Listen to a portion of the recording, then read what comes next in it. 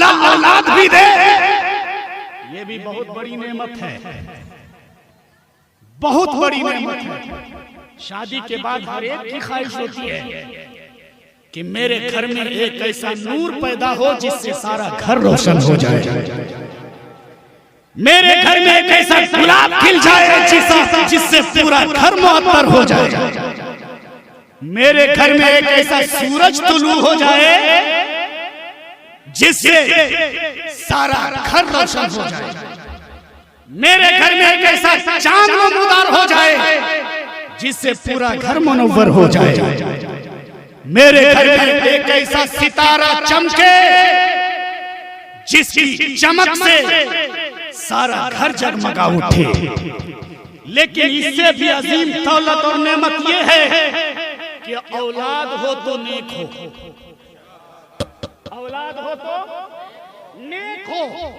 साले औलाद की तमन्ना करो, नेक औलाद मांगो, और इसकी हुसूलियाबी के लिए बड़े बड़े अंबिया इकराम ने भी रब की बारगाह में अपने दस्त को दराज किया और मांगा, जैसा कि कुरान में है। हजरत इब्राहिम खलीलुल्लाह अलैहिस्सलातु व तस्लीम बारगाह खुदाबंदी में अर्ज करते हैं, रब्बी हबली मिनस सालिहीन, ऐ मेरे रब मुझे नेक बेटा अता फरमा। सिर्फ ये नहीं कहा कि बेटा अता फरमा, बल्कि क्या फरमाया, मुझे नेक बेटा अता फरमा। जानते हैं क्यों? इसलिए कि औलाद जब नेक होना, तो नेक औलाद को माँ बाप जब देखते हैं तो उसकी आंखें ठंडी होती है और दिल खुश होता है। और अगर औलाद बुरी हो तो माँ बाप अगर बुरी औलाद को देखते हैं तो उसकी आंखें रोती है और दिल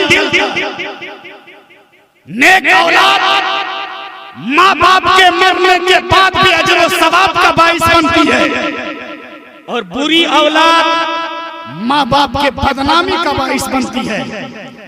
मेरे पैगंबर फरमाते हैं आदमी मर जाता है, लेकिन अगर उसने नेक औलाद छोड़ दिया, मोहब्बत से बोलिए, नेक औलाद छोड़ दिया, तो वही नेक औलाद दुनिया में रहकर उसके लिए दुआएं खैर करेगी।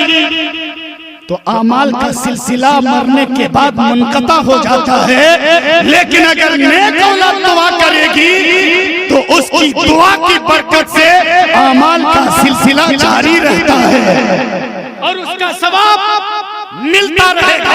इसलिए हमें और आपको चाहिए कि हमारा बेटा नेक बन जाए, हमारा बेटा आलिम दीन बन जाए, हमारा बच्चा क़ारी कुरान बन जाए। बहुत कम लोगों का ये शौक हो गया है कि हम अपने बच्चों को आलिम बनाएं, हम अपने बच्चों को क़ारी कुरान बनाएं, हम अपने बच्चों को हाफिज़ कुरान बनाएं। आज लोगों का ज़हन ये बन गया है कि हम अपने बच्चों को डॉक्टर बनाएं, हम अपने बच्चों को बालिस्टर बनाएं, हम अपने बच्चे को इंजीनियर बनाएं, हम अपने बच्चे को डॉक्टर बनाएं, हम अपने बच्चे को साइंसदान बनाएं। लेकिन अल्लामा ज़मीरुद्दीन ज़मज़म साहब से पूछिए, मुफ्ती इमामुद्दीन साहब से पूछिए, ऐ लोगों, डॉक्टर बनाने से पहले, इंजीनियर बनाने से पहले, बालिस्टर बनाने से पहले, साइंसदान बनाने से पहले अपने बच्चे को क्या बनाना चाहिए?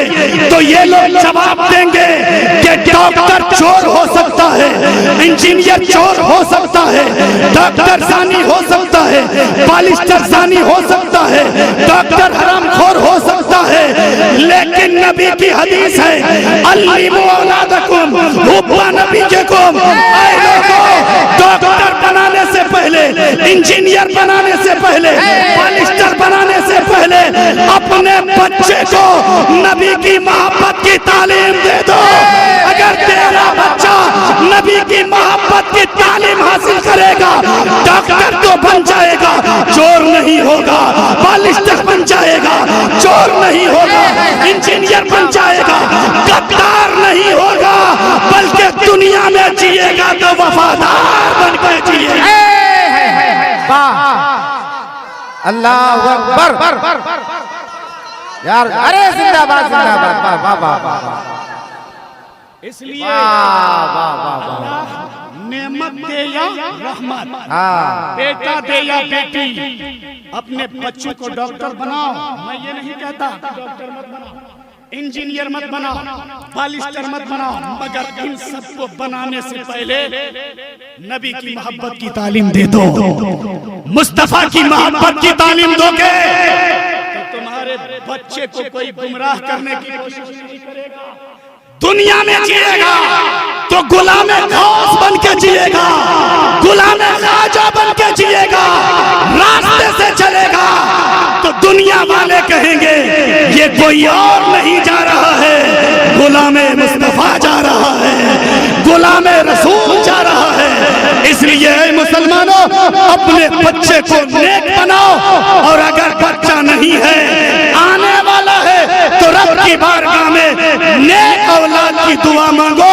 अल्लाह ताला कहने सुनने से ज्यादा हम सबों को अमल करने की तौफीक और रफ़ीक अता फरमाए। वाखिरु दावाना अनिल हम्दुलिल्लाहि रब्बिल आलमीन, ला इलाहा इल्लल्लाह मुहम्मदुर रसूलुल्लाह। पूरा मजमा मेरे सलाम का